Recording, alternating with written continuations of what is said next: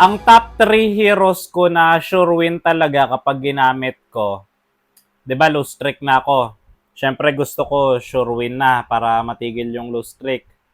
Ang tatlong heroes na gusto ko talaga gamitin pag gusto ko na talaga manalo, number one si Minotaur. Kapag gamit ko si Minotaur talaga, sure win talaga. Walang tapon. Madali lang ipanalo pag gamit ko si Minotaur. Tapos sa mage naman, sa tank si Minotaur eh. Sa mage naman si si Lena. Ay mage assassin pala si Selena. Kasi gusto ko, nakakabuhat talaga ako pag si Lena gamit ko eh. Sure win talaga. Mage assassin yun si Lena. Tapos sa core naman, kung gusto ko mag-core, ang core ko talaga na pangmalakasan talaga na sure win, si Barats. Kayo mga Lods, sino yung tatlong hero nyo na kapag ginamit nyo, sure win talaga?